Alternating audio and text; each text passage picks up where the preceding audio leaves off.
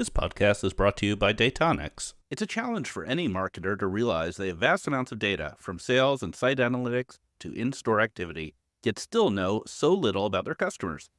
Datonics Audience Insights helps marketers deep dive into their first-party data, painting a vivid picture of their audiences. With over 1,400 demographic, interest, behavioral, and preference segments, you can truly understand who your customers are, what they like, and where they shop.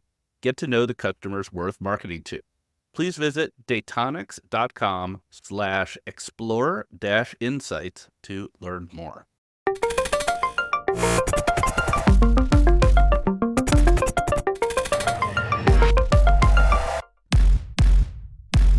Welcome to the Marketecture Podcast. We have a great show today. We have Mario Diez, the CEO of Pure 39, who's going to talk to us about the latest in contextual advertising, brand safety, MFA, a bunch of other things relating to the state of advertising on the open web right now. It's very relevant given the Google news, which we'll also be talking about in our News of the Week segment.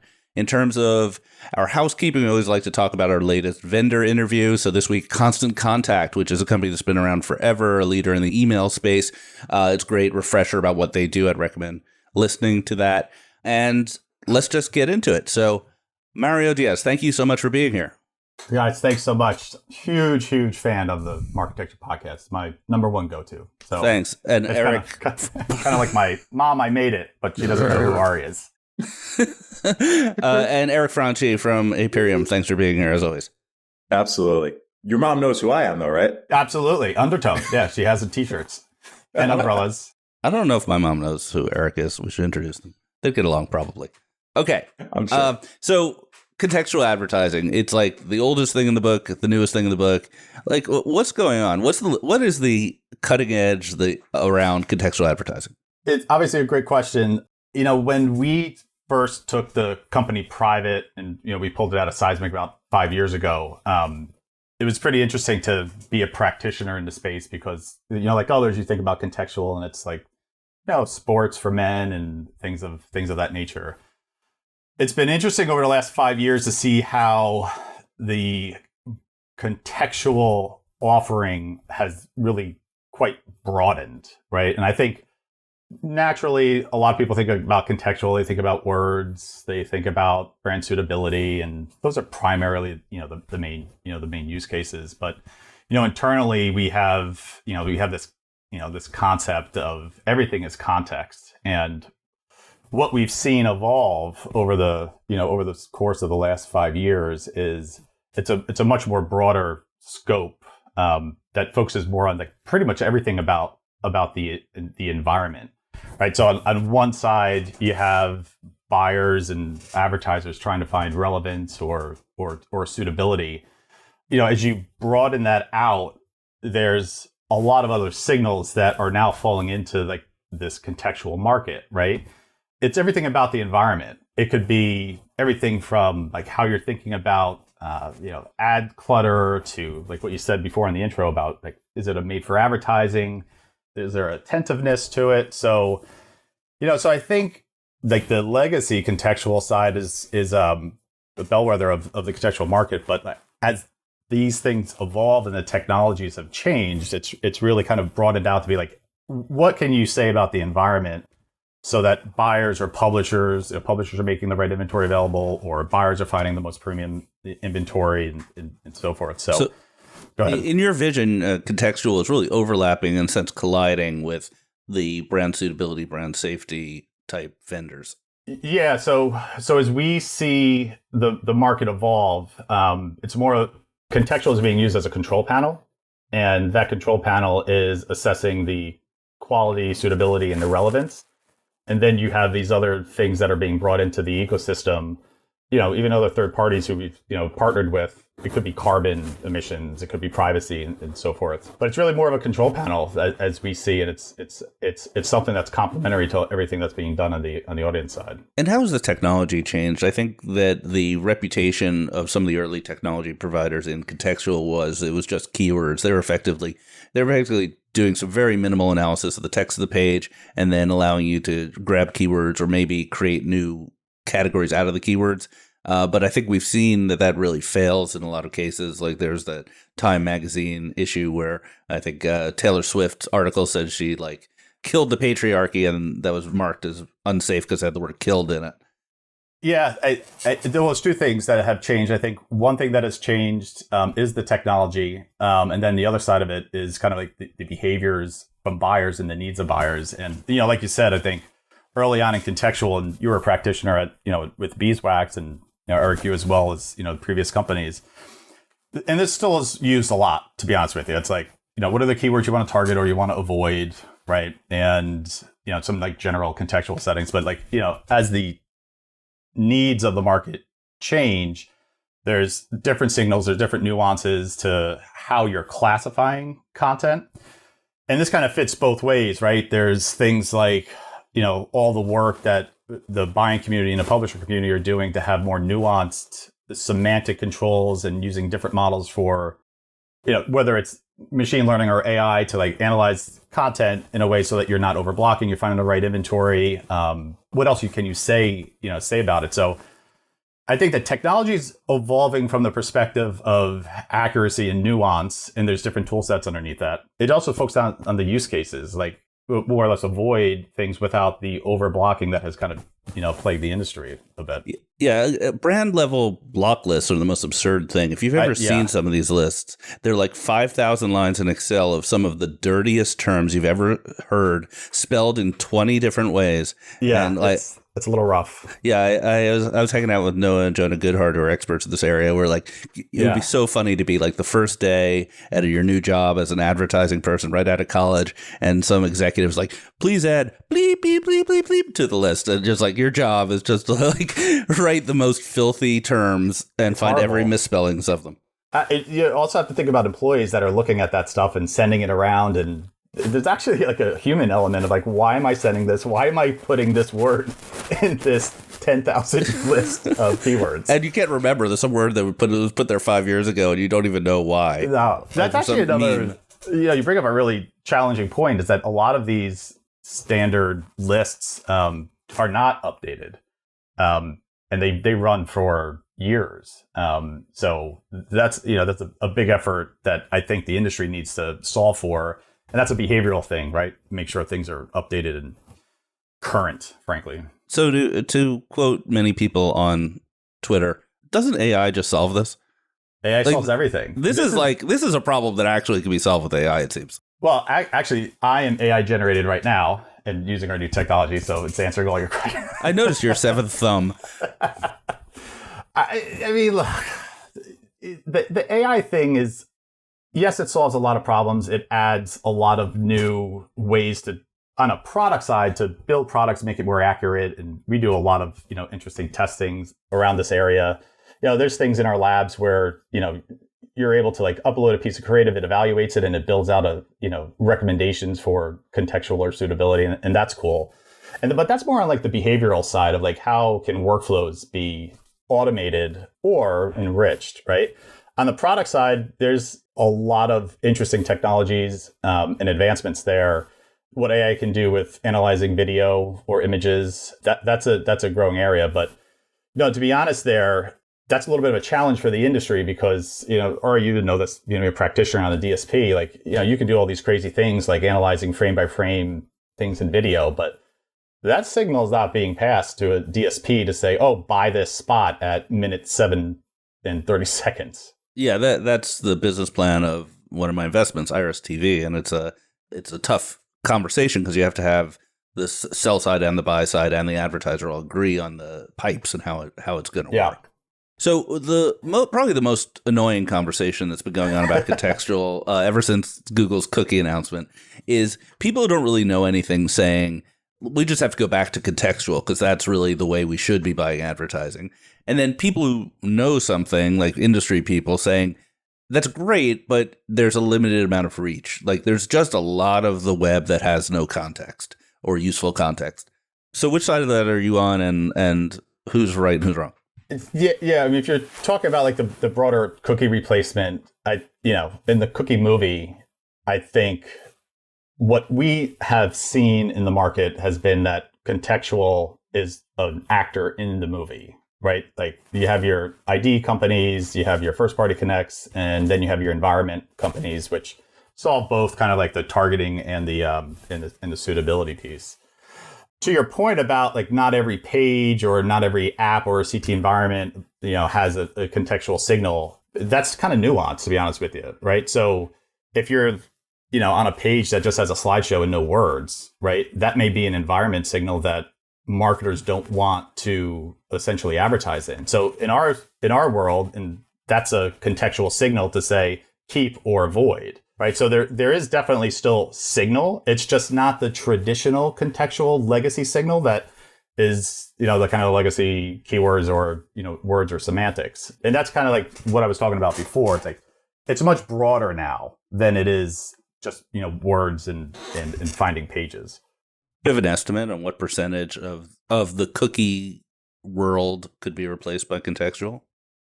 Or is that an unfair question? It's kind of an unfair question because like the cookie thing, it has so many different use cases, right? Like will contextual replace retargeting?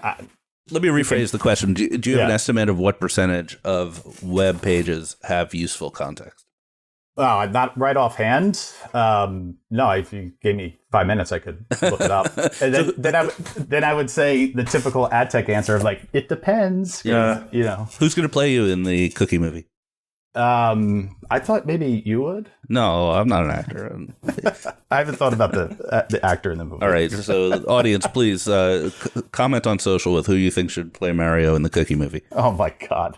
I think Ocean's 11. If we could turn back time, Ocean's 11 era Andy Garcia would be amazing. I'll take absolutely that. Good call. Personally, I'll take that. Anyway, question for you: do you spend much time on X just as a user, Mario? As a user, yeah. They seem to be making a massive push into keyword-based targeting for their ads. Like, if you go to a viral thread or, something that's getting some pickup, you will get an ad that's basically about the topic of the post. What's your view on that? I think it's important, and I think it's good for X/Twitter. Sorry, I still call it the legacy. I think relevance is so important, right? And I think X has a unique opportunity to really bring those level of controls to it. So I think that's good. I think there's some challenges with respect to it only being keywords, if that's how they're going about it, because certain words mean different things, slang. And, the kind of how we're thinking about things is, are there emojis? What do the emojis mean? So again, like the contextual thing is how we look at it is much, much broader. But I know that, X has been hiring in the brand suitability and product side. So I think they're making a lot of advancements there. And I think that's important. Now, whether it's going to be open for third parties, I think that's, that'll be decided by the market, right? I basically go on Twitter to look at you guys. Twitter's still where the action is in ad tech. We're playing around with threads a lot. You get a lot of engagement in threads, but my ad tech posts on threads have just had no interactions whatsoever. Yeah, so I don't know. We got to get over there.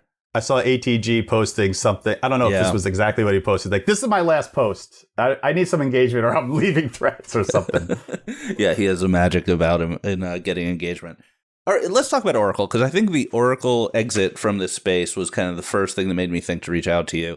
Now, please don't give us a Pure 39 commercial here, but tell us what's been going on the street. What's your report from the war zone of Oracle exiting the market? Yeah, I mean, first, it's, your heart goes out to the people. Like, there were hundreds of people there, right? So that's number one. Molly built a great business and a great team, and your hearts go out to make sure that, there are good people in the industry. And, I've been spending a lot of time over the last couple of weeks, actually a month, it feels longer, talking to a lot of people. Some have opportunities with us and so forth. The abruptness was actually pretty shocking, right? Like, I think that was like the abruptness and the manner with which they did it. They basically, had one sentence in their earnings call that announced that they were shutting it down. They didn't notify employees. They didn't notify customers. It was done very abruptly and arguably not thoughtfully. Yeah, and so I mean, there's added context now because you had the Oracle settlement. So that may have been. We'll cover that later. So I think one of the byproducts of this as people start to kind of get on the other side of just the craziness of it is, whether you're a buyer or a publisher and whether you were working with Moat or Grapeshot or things of that nature, you could make a real argument that a lot of the senior people in these organizations are going to put more scrutiny on the partners that they select, right? Because, all three of us have been in the industry 20 years, I think, or more. And, we've seen there's been graveyards, right? And so I think that may spark more scrutiny on the types of partners. It could bend things more towards the super large ones outside of like the really innovative things of like, what Imperium is investing in. So I think on some of these, some of the holding companies and the agencies and the managed service companies, I think an interesting byproduct may be some further scrutiny of it. I assume all the holding companies have blanket agreements with really every major vendor, and then it's at the brand or account level where they choose a preferred vendor to work with. For the most part, yeah. And if you're looking at like legacy verification type of solutions, a large part of that is at the brand level, right. and then the agency has agreements. And so did you just get a spate of RFPs, or was it more coordinated than that? It's look, you feel bad, but it's also good for business, right? And I think what a lot of the scale of which people need to migrate depending on services is quite large, right? So if you're a large advertiser or a managed service company, you could be working with hundreds of advertisers, and each of those hundreds of advertisers have, I don't know how many different campaigns and different targeting profiles or contextual things. So you're looking at thousands upon thousands of things that need to be migrated and re-architected and so forth. So those that are like, I got to do this really fast because there's no staff there to help. There are those that are kind of thinking about, well, who should I go with? And do I want to transition everything from Moat to someone or Grapeshot to someone? And then you have the others that are just kind of like, all right, I have till September 30th. And there's a fair amount of those. But look, I'm not giving you a commercial, but it's been very good for us.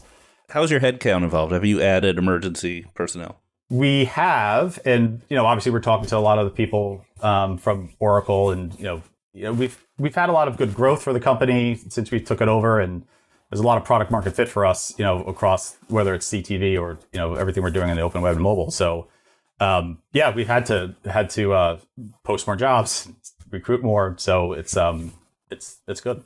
Yeah, I had heard IAS had sort of a blanket open policy for Oracle employees, just like immediate interviewing, matching salaries and stuff like that. I don't know. Yeah, I heard some rumors. I don't work there, so I can't really. Yeah, comment, sure. You could. Yeah, I could, but I won't.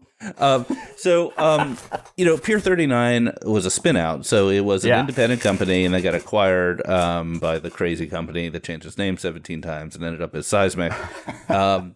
So I think a lot of entrepreneurs have this dream of spin-outs because there are abandoned assets, and many ad tech larger companies have been acquired that maybe aren't fulfilling their potential. Yeah. It seems like there's a lot of hurdles to convincing a company that it's worth the effort to spin something out. Can you take us through the story to the extent that you can tell us some details? So this is highly nuanced because Seismic was in bankruptcy. So it's not your traditional group calling an entity saying, hey, is Pier 39 important to you anymore? Everything was up for sale. And they were running an auction, and there were different levels of they were trying to sell everything all together. No one wanted it, and then others came in for the ad server, and then others came in for Rocket Fuel's assets and one other. And Pier 39 had, obviously a number of interested parties. It was really unique because of the bankruptcy, because it wasn't a kind of traditional process, because they were looking to divest or trying to get as much as they could from it. So we didn't have, like, to your point, kind of like the traditional of like, hey, big company, is this really still important to you? So let's take it step by step. First, you had to get the financing, right? Did you have a hard commit, like in writing, signed term sheet for the financing, or was it more of a soft commit? Yeah, I mean, we partnered with small private equity outfit called O3 Industries, and they provided the financing for it. So we went in together into the process. So pretty locked with what we could do and what we couldn't do. But we had the capital ready. And then, we ended up in an auction. Right.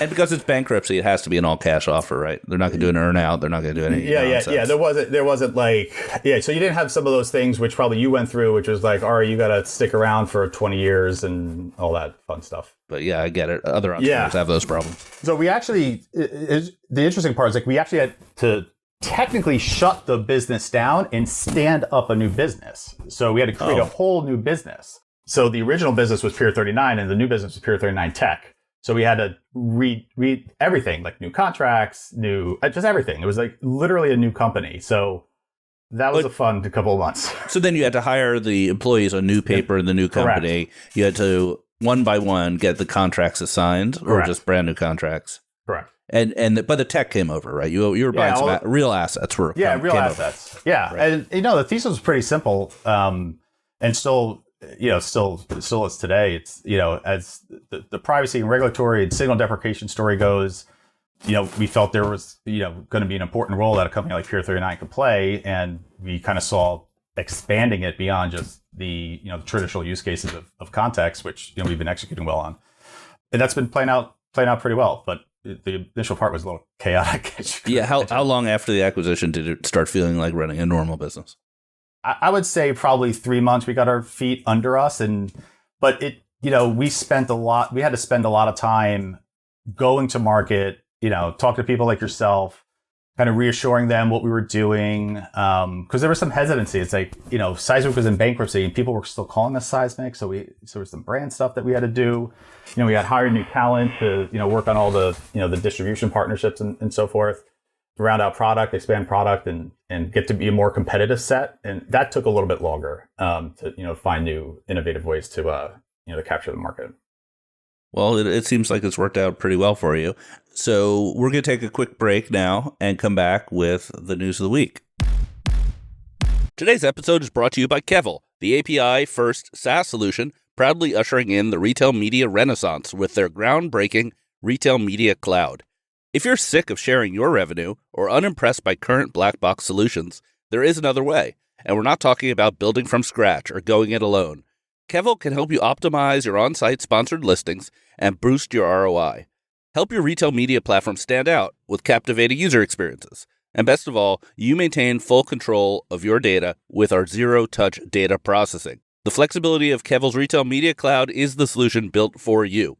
To learn more, go to kevel.com/listen. That's kevel.com/listen. And we're back. Time for the news of the week. Unfortunately, this was a slow news week, so we don't have much to talk about, and we're going to call it right here. Just kidding. So Monday, I'm like back-to-back meetings, as Mondays are. At some point, I pull up X, and the algo is trained very well, so anything Ari posts is immediately the first thing I see. So I see the first post, OMG, OMG. The second post is, this is so good. Who do I sue to get 3 years of my life back? And what are we referring to? We are referring to the Google announcement that they are not deprecating third-party cookies in the Chrome browser. So this is huge news. We need to spend a little bit of time on this. Given that you've spent 3 years of your life dedicated to this topic, just go, Ari. Yeah. Just spill it. We're here for you. Yeah, the headline here is that Google is still deprecating third-party cookies, but they're not taking responsibility for doing it. Basically, they were at this impasse where the regulatory bodies were not happy with the plan to remove third-party cookies and replace it with a sandbox. So instead, they're going to continue forward with the sandbox, and they're going to encourage their end consumers, the users, to block third-party cookies through some sort of dialogue that they have not described in any way.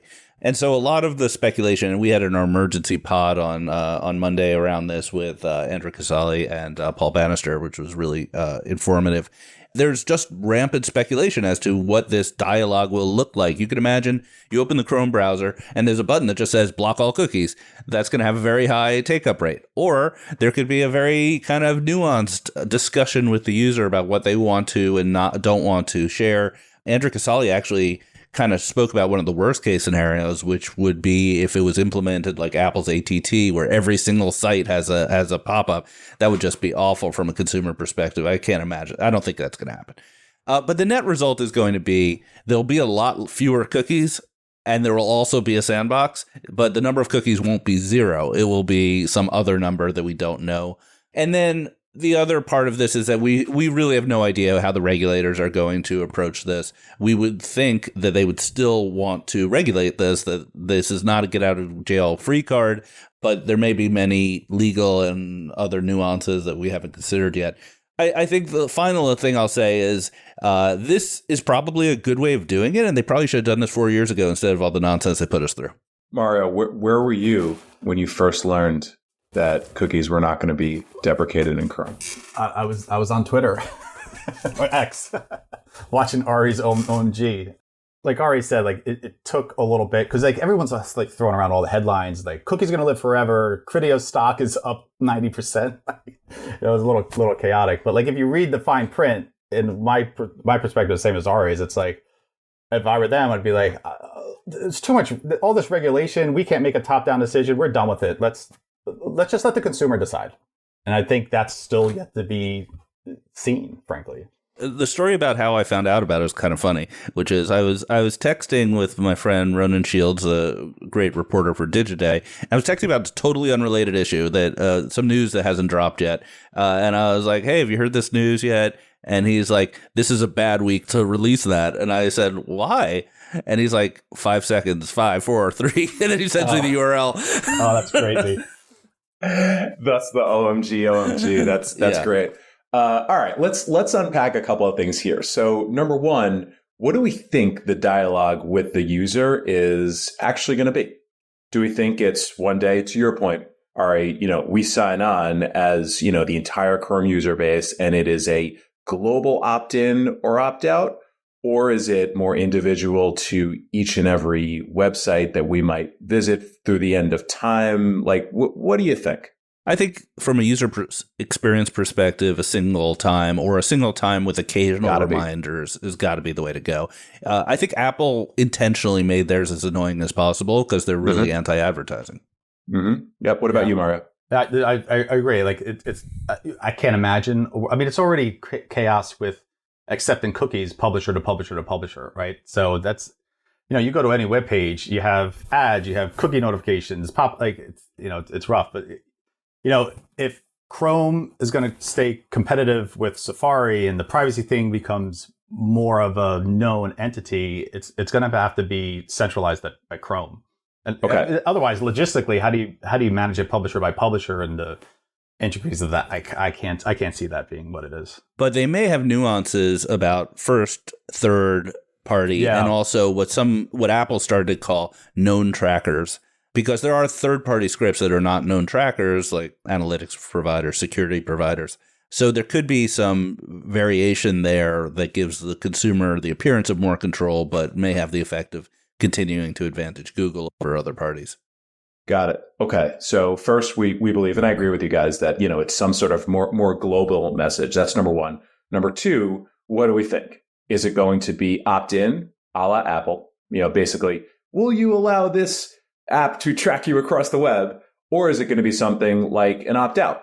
Well, Chrome currently is opt-out and it's a hidden setting. So my guess will be that the first take will basically say, would you like to have this continue? Yes, no, sort of thing. So it is sent to opt-out if the default is that it's on right now. So I don't think they'll switch the default and then ask you to opt in. That would probably be too confusing for consumers. I think they will ask you if you'd like to opt out. Got it. Mario? What do you think is in the best interest of Google? Google just wants this to go away, man. This is like painful at this point. I imagine the Chrome team wants to just nuke them and has wanted to for 4 years. Yeah. And the ads team isn't able to. Do you agree, Mario? Yeah, I'm kind of in the middle. I may be leaning more towards opt-in. Got it. Okay. Because those are the two big questions, right? So, if it's global, it can have, immediate impact. If it is opt-out, you might play that, all right, it has less impact, at least from day one. If it's opt-in, it's like this thing can get really, really intense pretty quickly. So those are the two questions in my mind. There's actually an interesting question that came up on the pod, the emergency pod, which is that Google has made various commitments to the regulators about how they use data. For example, not using the sign in with Google for advertising purposes. And some of that may be back on the table if they decide to stop with cookie deprecation. So you could be in an environment where they advantage themselves even further by using things like sign in with Google for advertising purposes, but then are more restrictive on third-party cookies. Yep. Yeah, it makes sense. Okay, final question on this. So we've been preparing for this. We've been preparing for, a day zero event. That day zero event likely doesn't come unless it's, global message and opt-in. So does this change how you think things shake out from an ecosystem perspective? Does this change winners and losers? Any thoughts on that? I'll let you go first, Mario. I believe signals will continue to be deprecated, whether it's the Google thing or the privacy. I still think it's going to be less than what it is now, right? So from that perspective, you're going to have different sets of winners and losers, right? And so winners that have the opportunity that actually have a first party connection, I think those are obvious winners. Losers are those that don't, that are still audience based and so forth. That's kind of how I see it.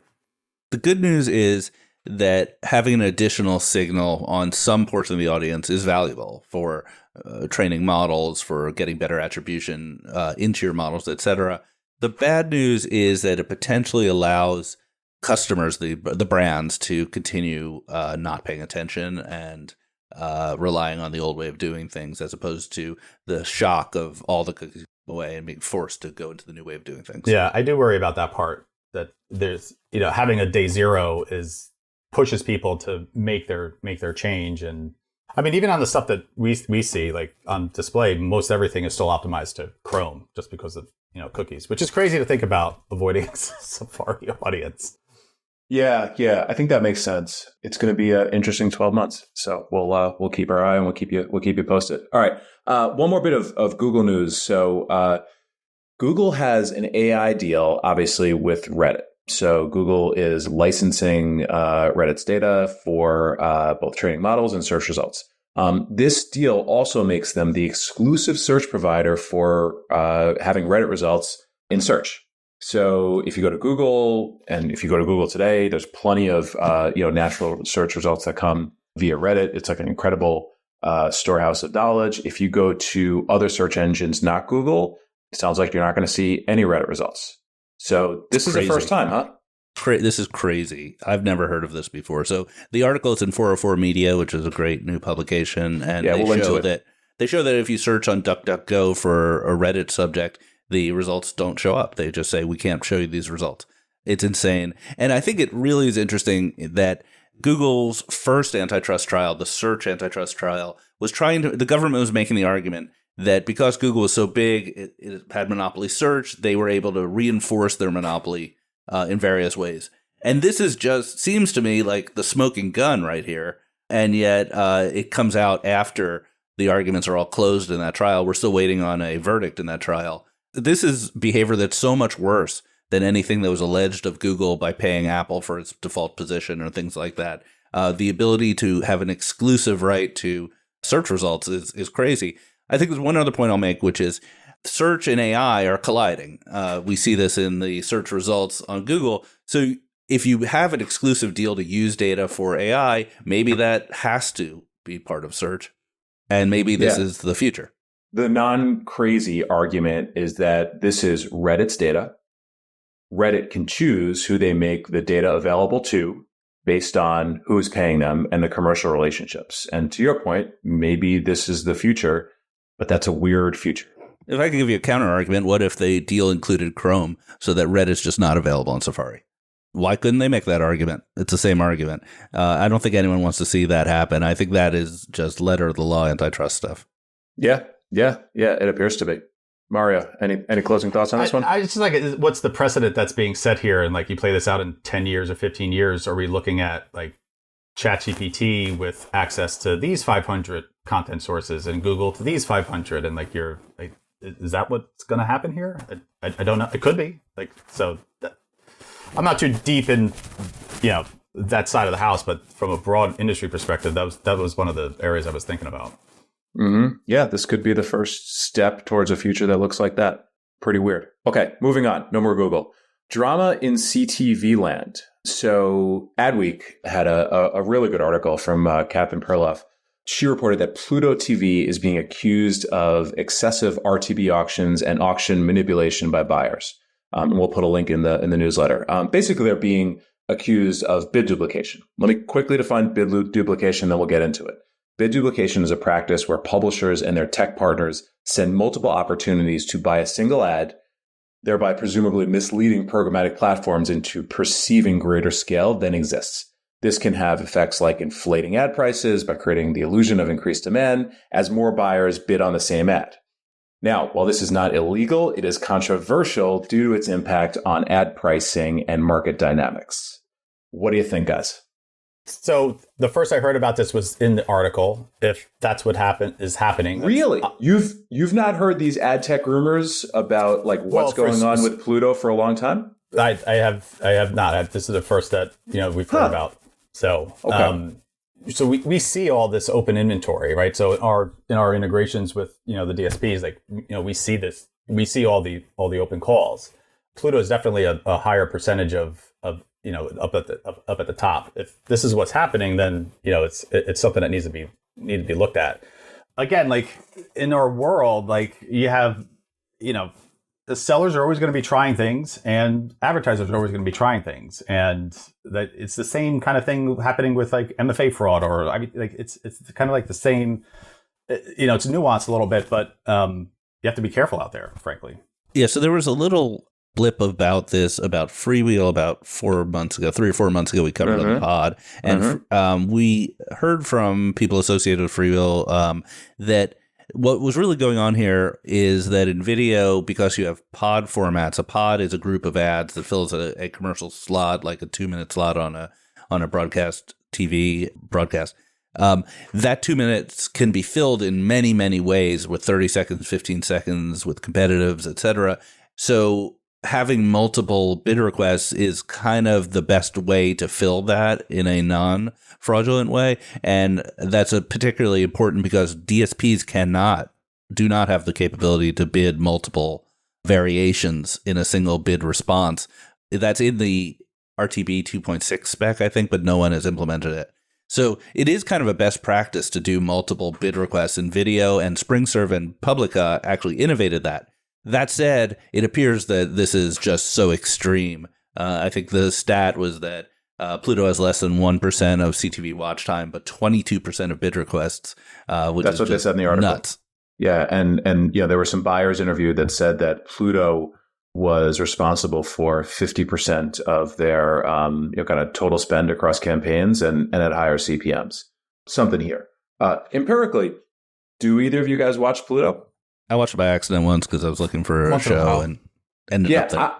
I watch it. There's a lot of 80s movies that end up on Pluto. Yeah. And so like the old like Arnold Schwarzenegger stuff, Sly Stallone, like that's, kind of my whole thing. You can find those on Pluto often. And I always, kind of countered, folks talking about Pluto and just like how much inventory it is with like, if you watch Pluto, you are like committing to watching a lot of ads. So it is like 6 ads. And then what feels like a few minutes of content, and then 6 ads, right? So, I always thought it was just like just a ton of ad inventory, but the 1% of watch time thing makes it a little bit challenging to believe. I don't know. We'll see. People news. So this has become a recurring theme here. Some big moves. So first, Peter Naylor, well-known, well-respected ad exec, has worked everywhere as a sort of sales leader, is out at Netflix. So Jeremy Gorman, who hired him back in 2023, was replaced by a Netflix insider, Amy Reinhardt.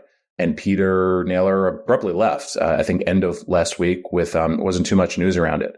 So folks are trying to, kind of read into this one, saying that, maybe this means that the future of Netflix is like, largely or fully programmatic, and the need for, people with deep Rolodexes and brand contexts on Madison Avenue and across brands isn't necessary. I don't necessarily buy that, but I think this is notable because Peter's amazing. Any thoughts on this one, guys?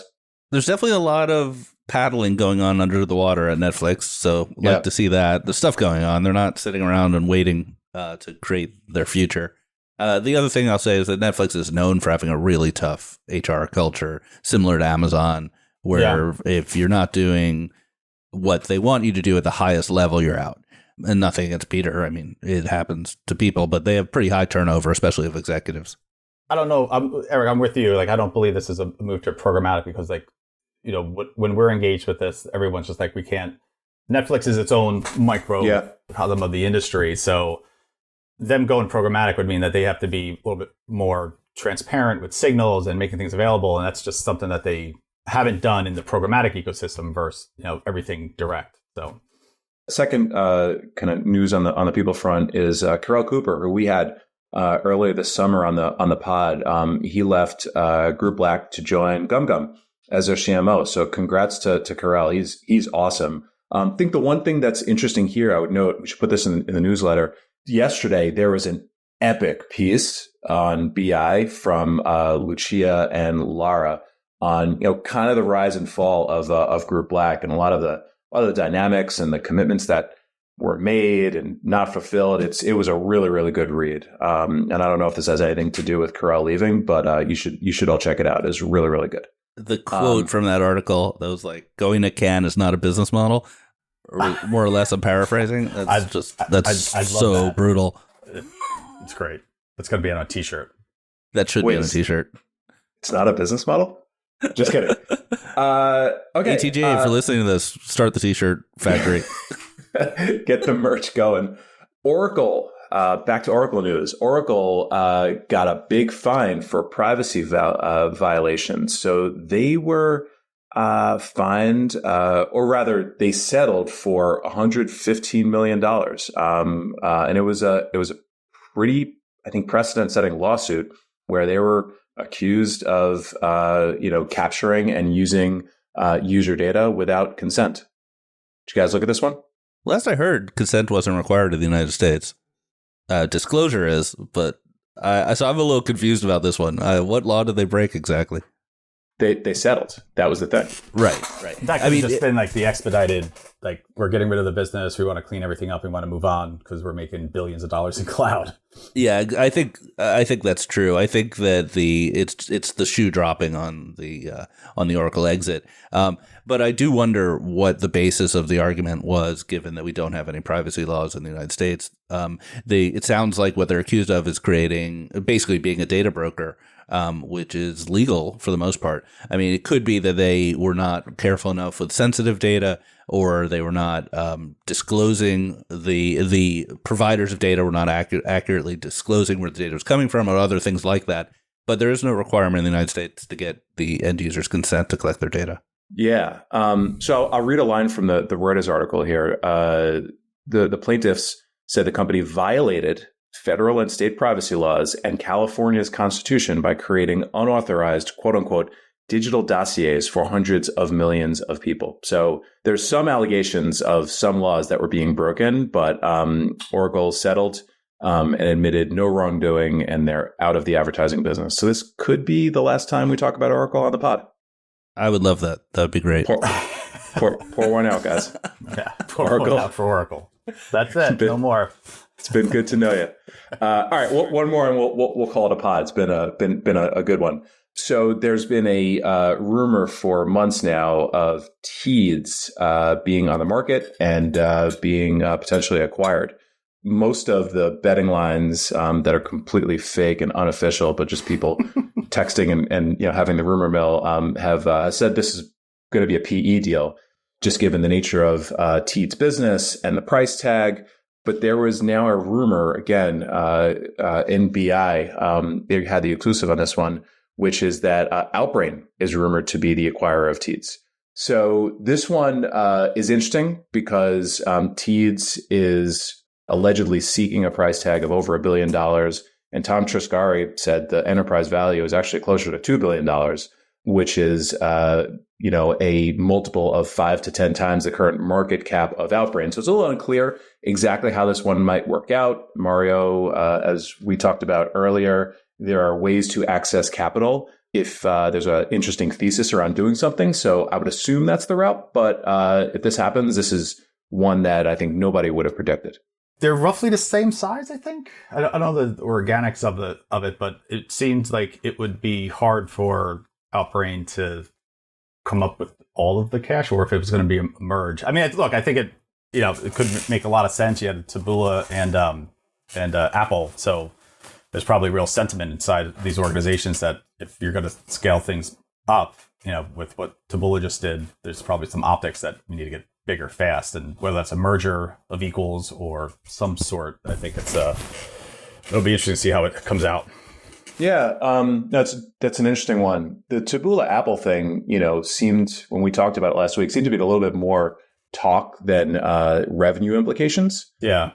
This one would have revenue implications because these are two big businesses. Yeah. With two, as I think you're now making the wheels turn in my mind a little bit, two complementary, publisher bases at the very least. So it could be neat just having a total solution for both video and display and kind of native units all in one house. I don't know. We'll see.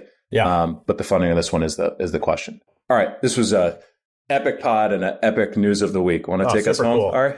Yeah, sure. So one clarification on the Oracle story. I just wanted to point out that CCPA obviously does have jurisdiction. It's just there's no federal privacy law. Hopefully there will be at some point. All right. This was a great episode. Mario, thank you so much for being here. Thank you, Ari. Thank you, Eric. That's fantastic. Love it. Thank you. Eric, always a pleasure. Always a pleasure, gentlemen. Bye-bye, everybody. Thank you for subscribing to Marketecture. New interviews are added every week at marketecture.tv and your favorite podcasting app.